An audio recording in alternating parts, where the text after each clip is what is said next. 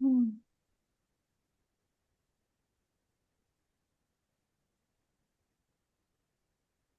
Looks good. Hello, everyone. Exactly. Mhm.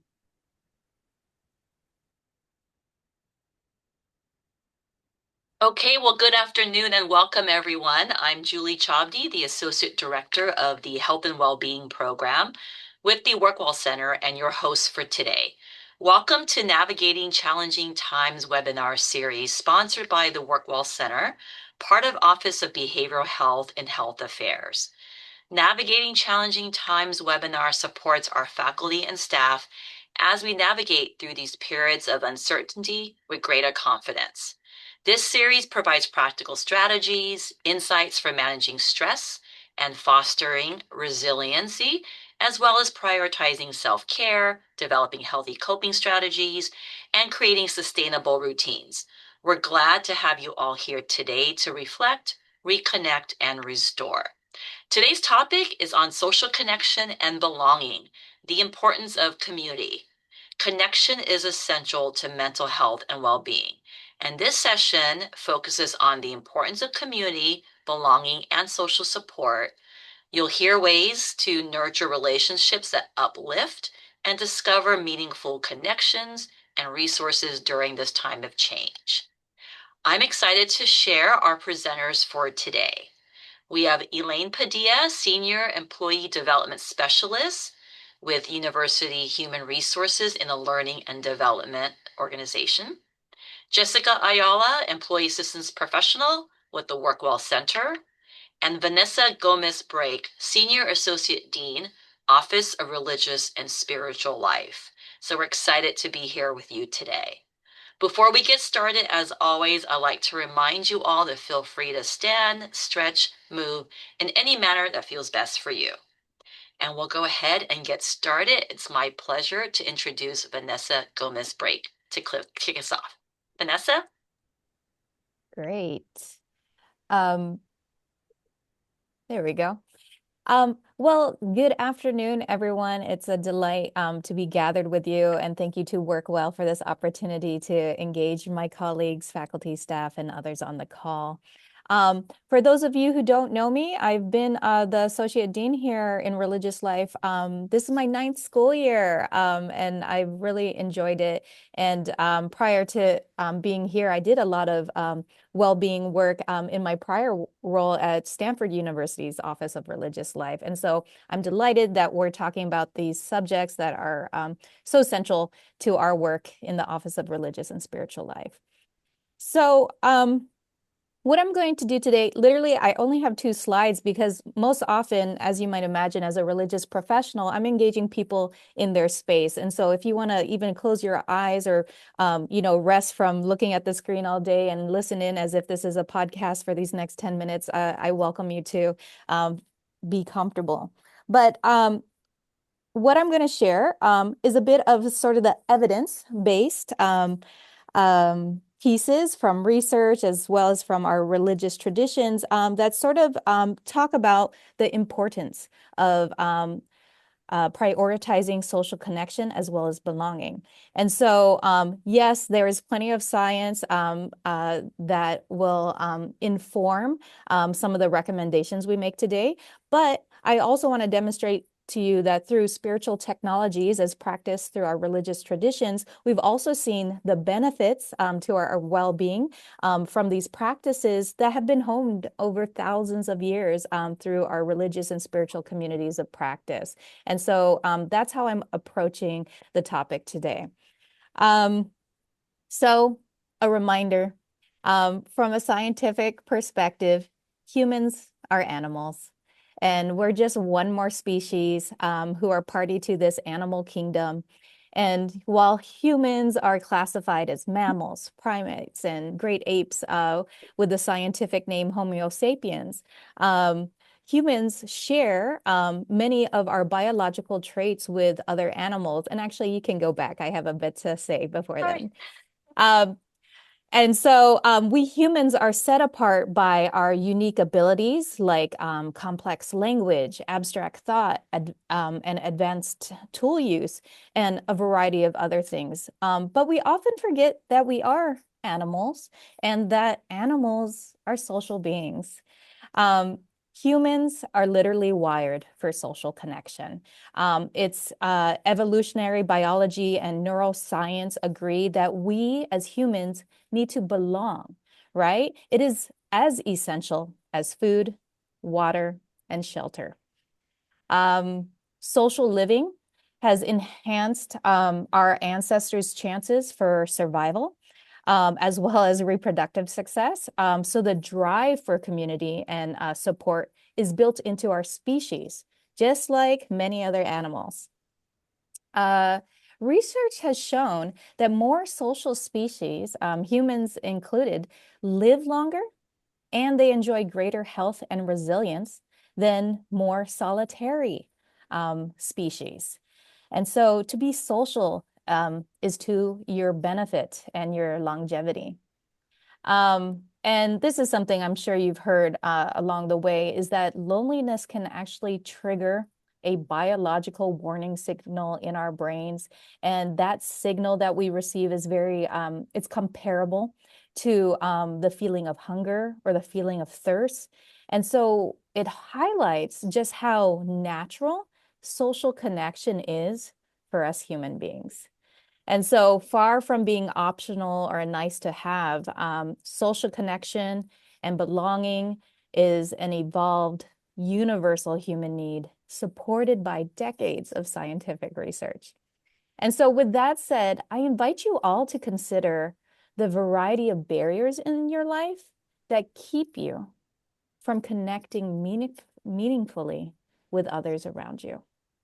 And so for our students, it may be, considering how much screen time they have in a day, or pairing that with the idea of having a goal around real life engagement with people, not screen time engagement on social media or other things.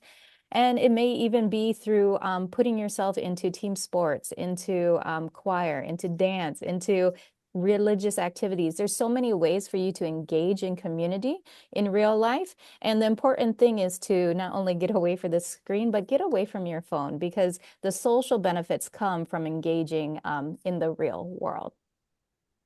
For those of you who are on the Office of Religious and Spiritual Life newsletter, you may have seen that last spring we brought Jonathan Haidt to campus. He's the author of The Anxious Generation and how the great rewiring of childhood is causing an epidemic. And so Jonathan Haidt, the author, also happens to be a Trojan parent. And so when he came to campus, he talked about a lot of these things. And while our scientific studies are catching up, what the author is asserting is that this sense is that we're onto something, that our technologies are actually getting in the way of our natural inclinations to connect. And this is causing us more distress and unhappiness. So something to consider. So for my first slide, I wanted to talk about some of the key benefits of being in community. And so if you could go to that next one for me, thank you. Community participation is associated with numerous aspects of human flourishing. And so you can see a list of those there.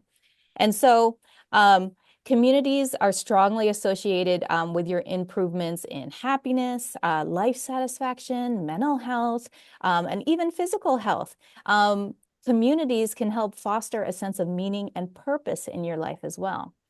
So when I think about communal practices, oftentimes, of course, you see this perhaps in a religious setting, but the benefits don't have to be restricted just to a religious or spiritual site.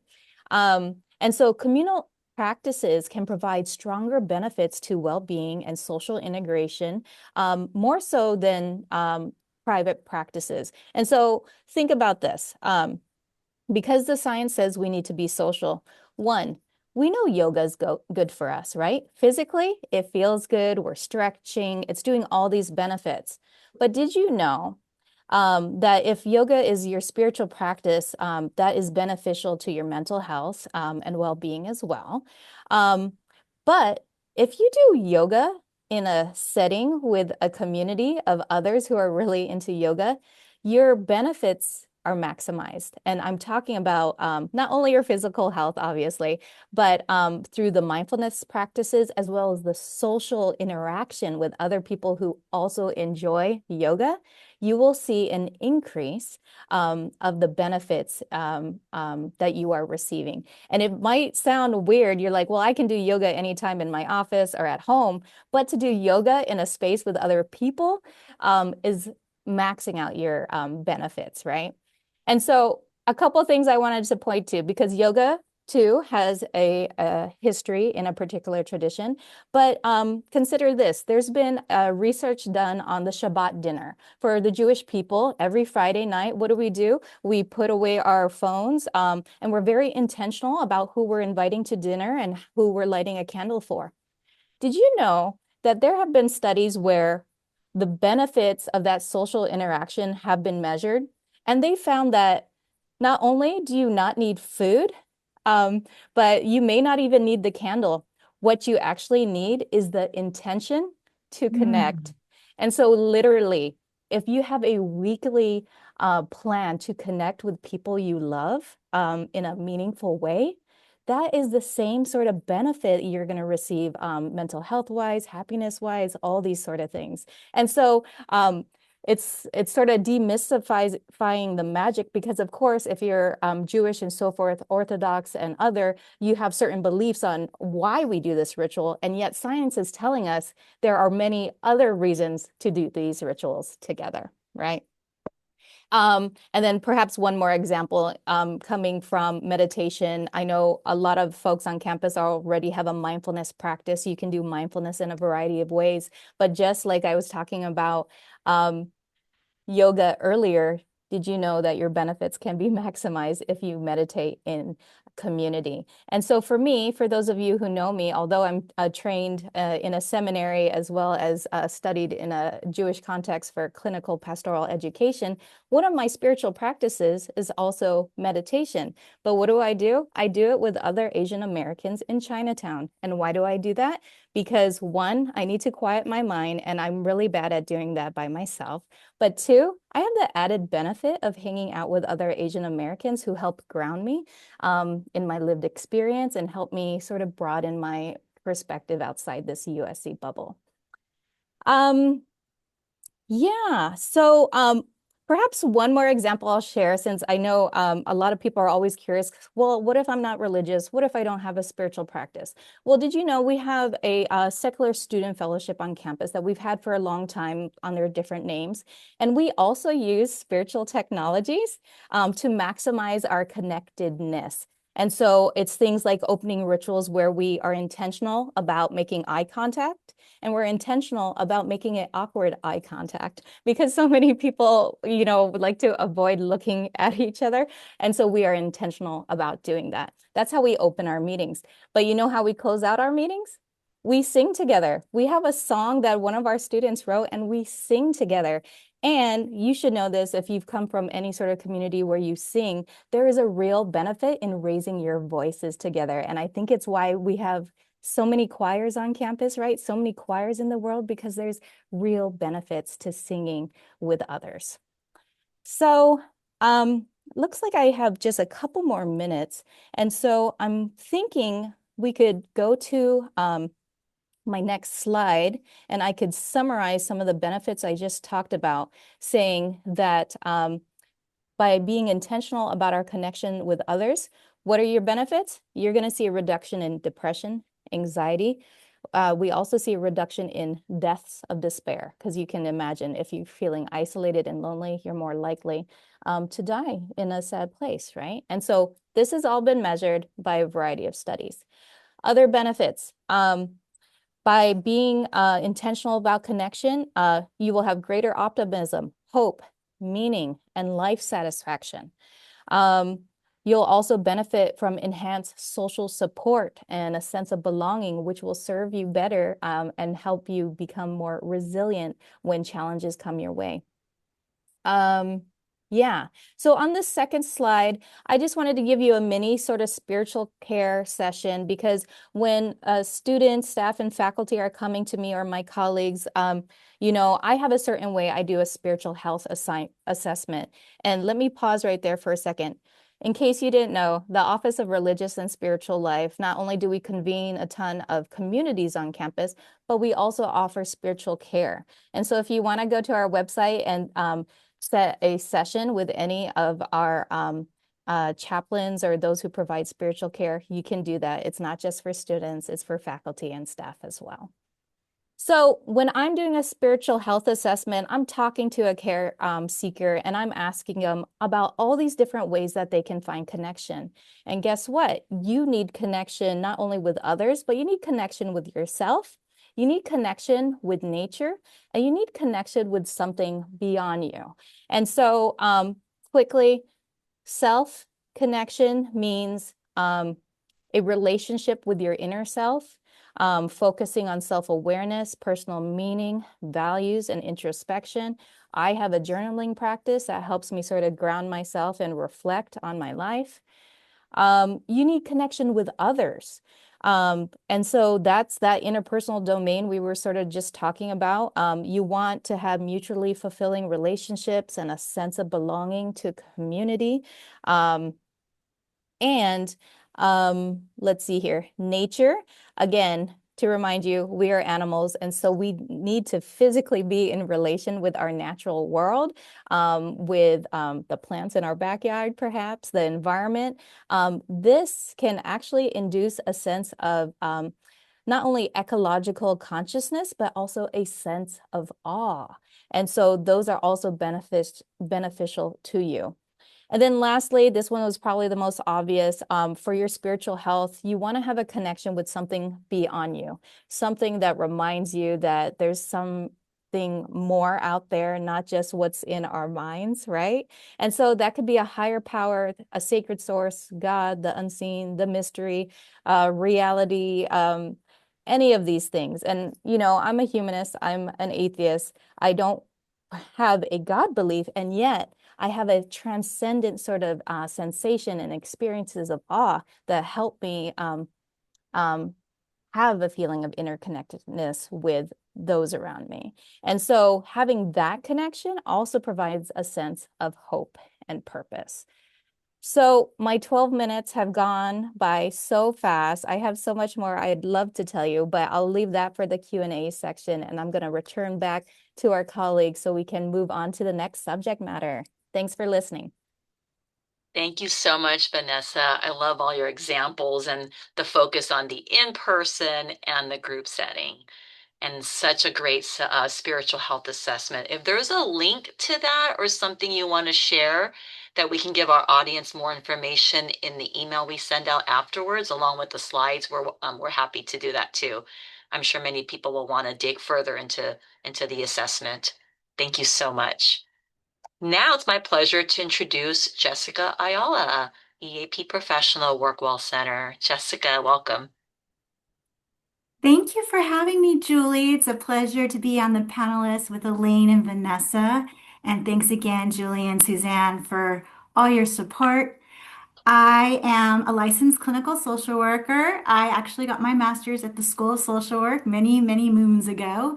And I'm a CEP, so it's a Certified Employee Assistant Professional. So I'm going to talk a little bit about self-care and soul care. So if you'd be so kind to advance the slide. Thank you very much. And doing so, before we go, I just want to say, Vanessa, I think that was such a beautiful, the sense of community and connectedness. And I just want to invite all of you, if you feel open and receptive, to just have maybe just a grounding exercise. And so, this warm, concise statements help you, your family, your friends to stay grounded during times of uncertainty, because we know there's a lot of uncertainty, whether it's loss, change, while reminding the community care matters too. So even though we can't physically see each other, or maybe we could, I can't see all you guys, but we all are a community and we all are in this beautiful place of being connected. And that's why you all brought yourself here today, to be connected, to do what you can do even more and expand. So with that, I just want to if you want to keep your eyes open, please feel due to do that. If you want to keep them closed or soft gaze, just do what you need at this moment. You just want to know that you are not alone. During hard times, remember, caring for yourself and connecting with others both matter. That is why you're here. Take a moment to breathe, move, or reach out to someone on your team today if possible, or maybe a family friend. Remember, you are not alone, and together we can navigate uncertainty with steadiness and compassion. So I just wanted to share that with all of you as I make this transition into self-care versus soul care. So everybody kind of knows, what self-care is. It's all over the internet and what you need to do. And what we also want to know during seasons of stress, uncertainty, or transition, it is essential for all of us to care for both body and mind, self-care, and the heart, meaning soul care. Connection with colleagues is powerful of both. So self-care, as you can see, is something that we do to maintain. It's cares for the body and mind, helps you recharge and stay functional, focuses on outer actions and prevent burnout. And I think Vanessa was touching on that. There's a practice. Some people will do yoga, some people will listen to music, some people will just meditate, pray, whatever that is. Self-care supports the body and the mind for maintenance. It's resting. You don't even have to sleep, just to rest. I do yoga as well, as many as you probably know over here, especially the people that I work with. And my yoga instructor always says, rest isn't it's necessity. It's not a luxury. So even if you just rest is important of self-care. Nourishing food is self-care, stretching or walking, and then setting limits is also self-care. So maybe not getting to those emails all at once. I'll get to the emails and then I'll do, the availability and things of that nature. It's okay to pause, take a moment, do a little self-care, whether it's, a cup of tea with somebody for a little bit, a little walk, a stretch, anything, taking breaks or stepping away. As we transition into the next chart, which is soul care, that means nourishing, connection, and in the inner world. So we always talk about the outside world of what we go in, but the soul care nourishes the inner self. And it was touching a little bit too what Vanessa was sharing. It helps you feel aligned and inspired. Like I feel aligned and inspired with these beautiful women, Vanessa and Elaine, Julie, and Suzanne, because we're all here for the same purpose. And so it focused on that inner fulfillment, which maybe perhaps that's what brought you here today. And it protects your purpose and joy. Joy is so wonderful. It's priceless. We can tap into it. And I love, Vanessa, what you shared in terms of like music or doing yoga. I would think that brought you joy. And that's why you keep doing it. It's such a beautiful practice. And that's one thing that everybody is different and it's unique to each individual. So again, some example of soul care, talking with a trusted colleague, gratitude or reflection. That's really important. Creative expression that could be through art, through speaking, through dance, through whatever gives you joy. And then again, I'm going to tag you again with nature. Nature is so important. In quiet moments or in prayer. And then remembering your why in your work.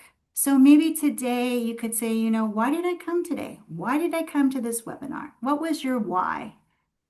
And you want to just think of self-care and soul care. Here's a simple metaphor. Self-care is like water for the plant, and soul care is the sunlight. So we need both to stay steady, grow, and thrive. And so next slide, please. I'm going to give you further examples of this. As I said before, sleep is not a luxury, it's a necessity. So one thing that you can do for self-care is get enough sleep to be more present and calm during the conversation.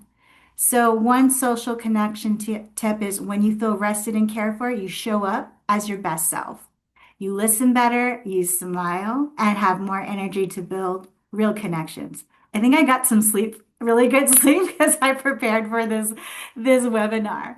Next slide, please. Tip number two, self-care versus soul care. So soul care. Remember, it's about nourishing your spirit, finding peace and connection with what gives you meaning in life.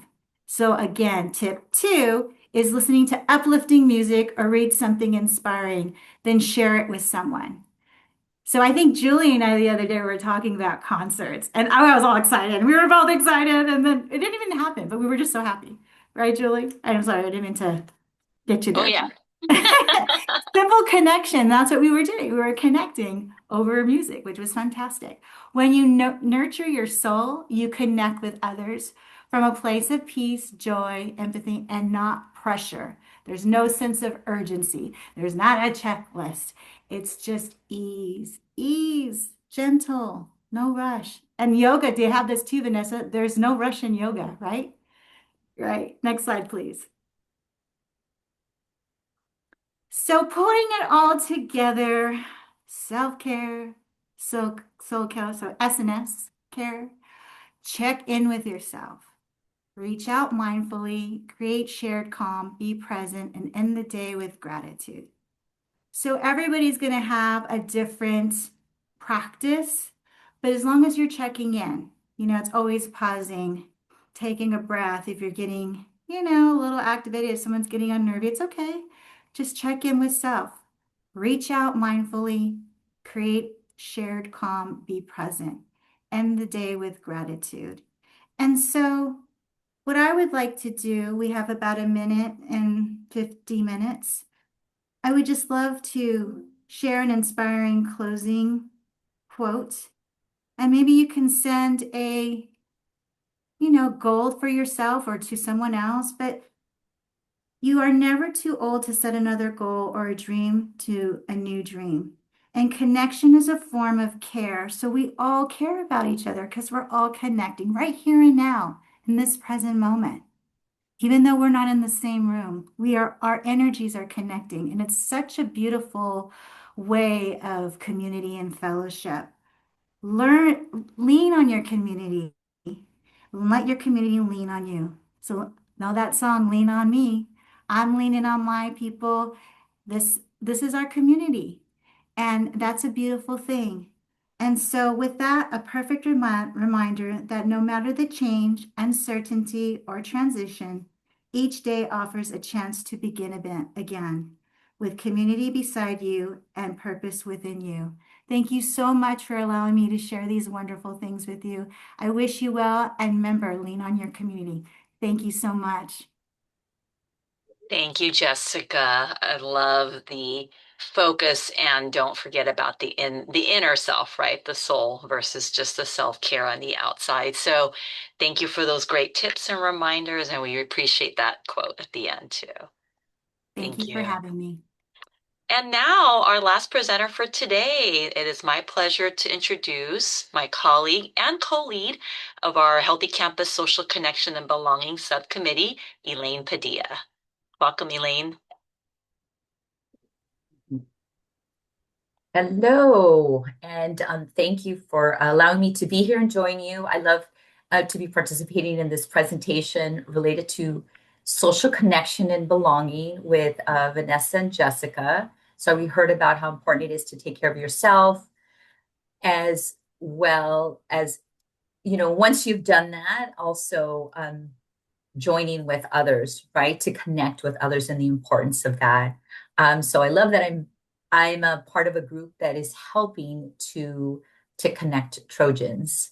So let's see. Can you move over to the next slide? Yeah.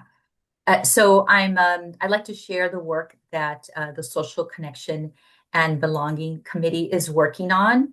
And our mission is to create an inclusive community at USC that prioritizes social connection and belonging.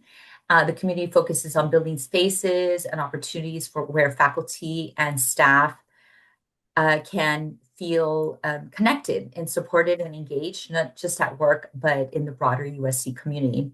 So we have three main goals, which is to create a sense of community, connection, fun, and collaboration through various channels to improve social belonging, improve the sense of belonging and positive relationships among faculty and staff, and to connect the USC Healthy Campus to the surrounding Los Angeles community and neighborhoods. So to achieve these goals, we've implemented several initiatives. So we promoted and coordinated volunteer opportunities for faculty and staff. We developed the Meet Well team building and icebreaker guide to make meetings more engaging. So hopefully somebody can drop that link in the chat, and also curated and hosted a virtual and in-person connection opportunities. So we had a gathering, I think that was last week, and we have one organized for January. So we hope to see you there. We also published social connection and belonging guide. I'll tell you a little bit more about that in just a moment. And we, as I mentioned, we are already planning activities for 2026 around volunteer opportunities and more networking opportunities. So so I'm excited to introduce the Social Connection and Belonging Guide. So it's a resource designed to help teams and schools across USC foster a stronger sense of community. And this guide is about fostering social connection and a sense of belonging at USC. And it emphasizes how belonging positively impacts employee well-being, right? We heard about the importance of connecting with others. Um, and it supports, it helps reduce stress, as we know, boost job satisfaction, foster emotional support, while also enhancing collaboration, innovation, and performance. And research shows that belonging drives adaptability, resilience, and engagement, and making it a key factor in building a thriving, high-performing workplace. So this resource is a result of incredible collaboration by the members of the Social Connection and Belonging Committee. We've been working on it for a number of months. So they contributed to ideas across a wide range of topics.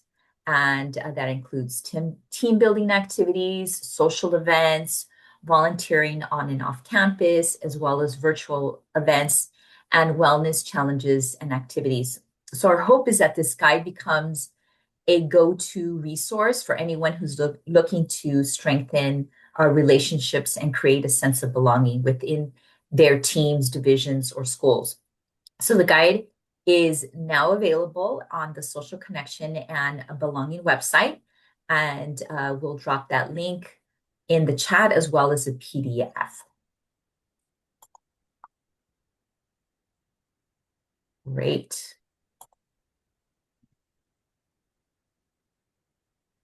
So, if you're looking for ways to foster connection and belonging after you're taking care of yourself, right? You have the bandwidth, you know the importance of connecting with others.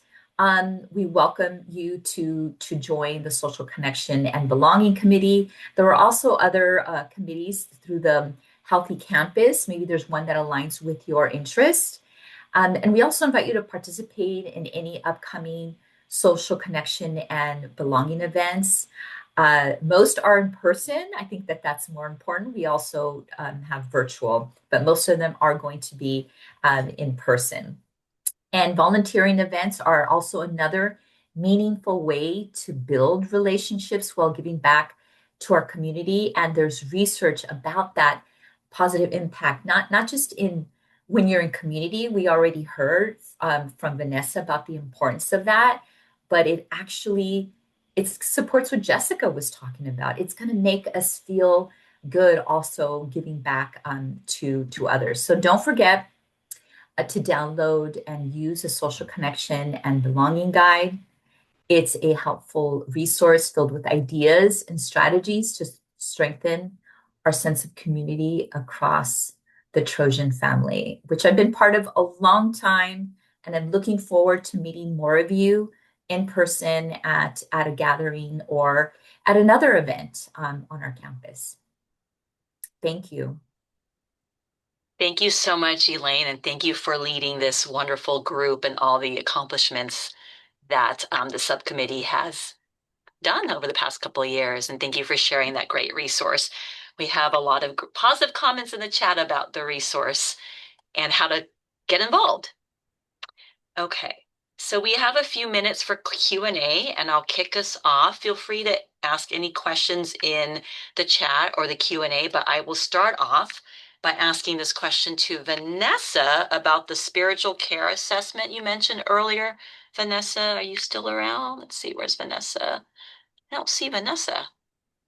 You know what? She may have gotten disconnected with her internet she mentioned earlier. Okay, we'll skip that. There's a question in the chat. Are there employee resource groups that facilitate belonging at USC?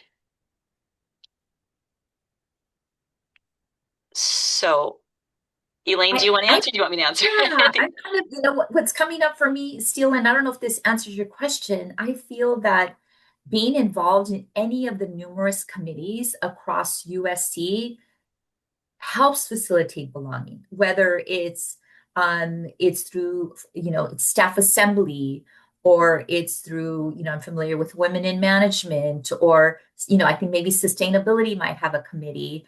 I don't know, but I'm sure there's a number of different groups across campus, or you could even organize, I don't know, like a book club, right? That is going to facilitate belonging.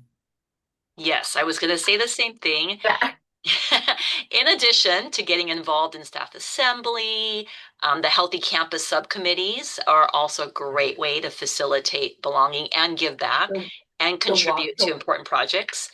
yes, the Also, walking group. The walking, walking group yeah. is a great way to Mhm. connect with people and nature, Yes, yes, we right? are looking for walk leaders, and it's a great way to be in a position to lead, but also meet others all across campus. So, Walk USC. A lot of great ways to get involved. And then there are employee resource groups. We don't know which ones are still active. There was a list that this group put together that we have as reference. It's not publicly posted anywhere due to certain reasons, but if you are interested, feel free to reach out. Okay, any other questions? There was one in the Q&A about how to get involved. Feel free to reach out to any of us. We will be sending out the PDF of the slides today with our contact information. I'd like to respond to Gordon Yes.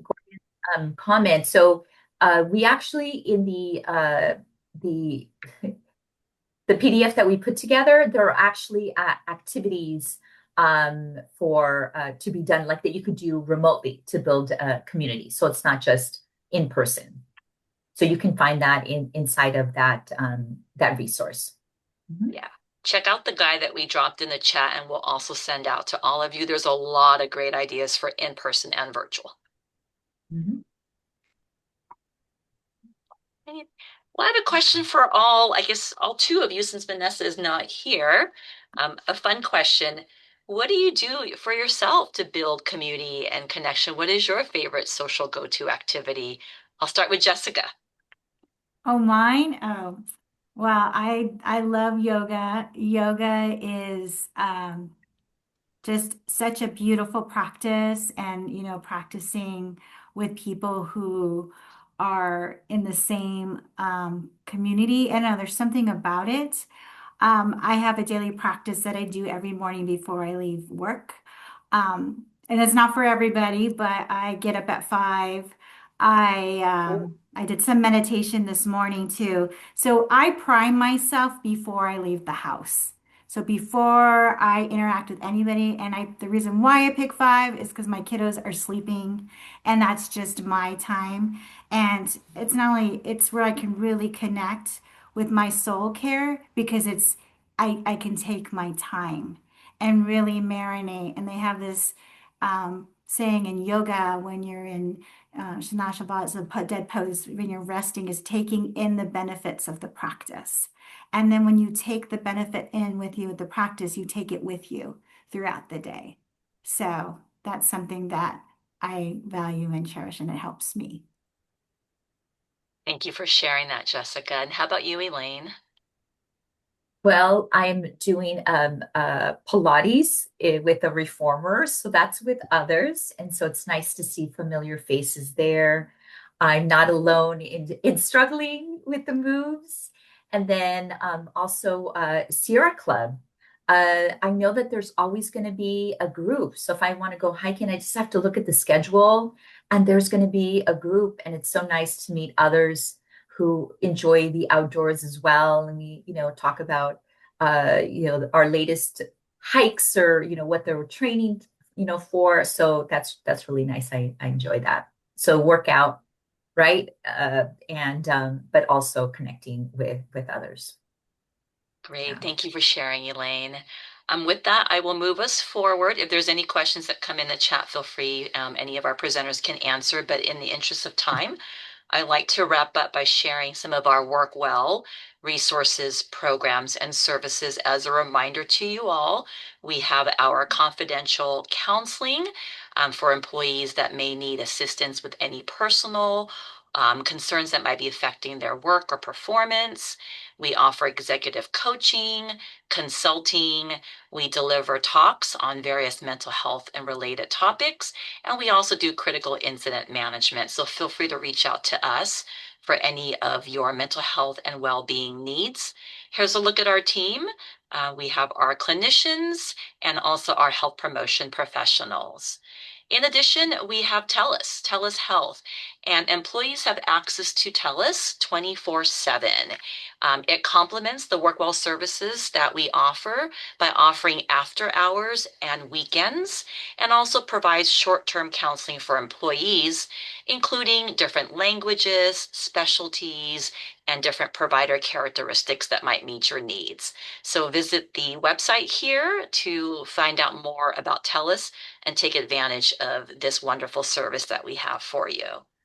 We mentioned Healthy Campus earlier. Elaine mentioned the Social Connection and Belonging Subcommittee, but there are many more that you can join. It's a great way to contribute to projects that provide impact, network, meet others, and we look forward to having you participate in any of these subcommittees. If you're interested, just reach out. And we also mentioned earlier the walks, being a walk leader, being a participant, great way to build community. We have walks happening all over USC, University Park campus, Health Sciences campus, Alhambra, the ATRI location in San Diego. We have remote walks, and we just started walks in downtown LA, at the towers, and at Arcadia Hospital. So register and get involved. With Eat Well, we have monthly webinars. We have our Eat Well meals, which are nutrient-rich, flavorful, balanced meals identified by our Eat Well icon. We have a cookbook showcasing recipes submitted by our very own faculty and staff, as well as videos and recipes and guides for nutritious and balanced eating on and off campus. And our next Eat Well Bites is December 4th on Eat Good and Feel Good. The session will explore how what you eat impacts how you feel, from energy to stress management and motivation. Learn different ideas for snacking and how food can help how you feel. And then finally, as a reminder, the Navigating Challenging Times program continues. We have weekly dialogue groups on Tuesdays at 12 that will continue until the end of the year. And these are groups where you can join to build community, share coping strategies, and resources. We also continue to provide leadership consultations, counseling, department support for anyone impacted by our current fiscal crisis. And our next webinar to end the year is December 17th, and that is on Seasons of Gratitude. Here we'll be participating in experiential learning activities, meditation, yoga, breath work, and intention setting. So we hope to see you there. And finally, to wrap up, feel free to join our mailing list, our Slack channels, and contact us with any questions, suggestions, or comments that you might have. And finally, we will share the evaluation form in the chat as well as send a link to all of you. We love to hear your feedback. We're here to support you and we want to make improvements so that we continue to meet your needs. So thank you everyone for being here and um, wish you well going forward into the new year and the holidays. And thank you again to our presenters, Vanessa, Jessica, and Elaine. Thanks, everyone. Thank you. Thank you.